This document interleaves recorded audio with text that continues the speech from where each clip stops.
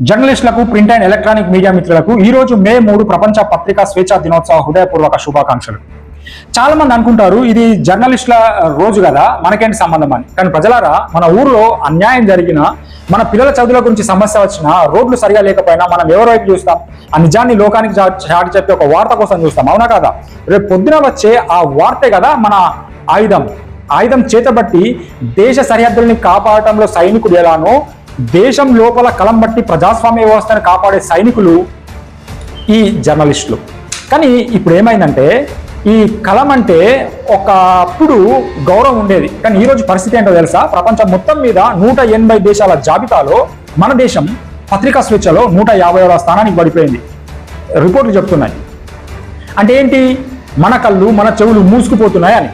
వార్త అంటే ఏంటి? ఏదైనా తప్పు జరిగింది లేదంటే తప్పుగా జరిగితే అది తప్పు అని చెప్పేదే వార్త. కానీ ఈ రోజులలో వార్త అంటే కేవలం ఒక వ్యాపారం అయితే. ఇది పాలకులను ప్రశ్నించాల్సిన ఈ పెన్ను వారిని పొగడటంలో బిజీగా ఉంటే అన్యాయానికి గురైన సామాన్యుడు ఎక్కడికి వెళ్ళాలి? గౌరీ లంకేష్ నుండి మొదలుకొని నిన్నటి ముఖేష్ చంద్రకర్ వరకు వీళ్ళంతా ఎందుకు చనిపోయారు? ఎందుకంటే నిజం చెప్పారు కాబట్టి. నిజాన్ని ప్రేమిస్తే కనుక ప్రాణాలు పోయే పరిస్థితి వస్తే నిజంగా అది మన ప్రజాస్వామ్యానికి సిగ్గుచేటు.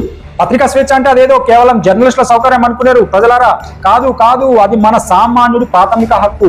ప్రశ్నించే మీడియా లేకపోతే అవినీతి రాజ్యం ఏలుతుంది, అన్యాయం డీజే డ్యాన్స్ చేస్తుంది. ఎక్కడైతే భయం, అవినీతి రాజ్యం ఏలుతుందో అక్కడ మేధస్సు చనిపోతుంది.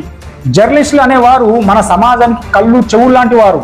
వారే కనుక పనిచేయకపోతే ప్రజలమైన మనం నిజాన్ని చూడని గుడ్డి వాళ్ళం అయిపోతాం, సత్యాన్ని విడలని చెవిటి వాళ్ళం అయిపోతాం. గాంధీజీ ఒక మాట అన్నారు, పత్రికలకు స్వేచ్ఛ ఉండాలి కానీ దానికి బాధ్యత కూడా ఉండాలి అని. ఈరోజు ఆ బాధ్యత కేవలం జర్నలిస్టులదే కాదు, మనందరిది కూడా. కాబట్టి నిజాయితీగా నిలబడే గొంతుకులకు మీరు ఎప్పుడు తోడుగా ఉండాలి. గుర్తుపెట్టుకోండి, అమ్ముడుపోయే వాళ్ళు ఎప్పుడు అమ్ముడుపోతారు, కానీ నిజాయితీ కలిగిన జర్నలిస్టులు అనేక మంది ఉన్నారు. ఎందుకంటే వాళ్ళ అక్షరం ఎప్పుడు ఓడిపోలేదు, అది నిప్పు కణంలా మండుతూనే ఉంటుంది. ఇగో అమ్ముడు పోని అలాంటి కళలకు, భయపడని అలాంటి గొంతుకులకు నా హృదయపూర్వక పాదాభివందనం. జై హింద్, జై ఇన్సానియత్.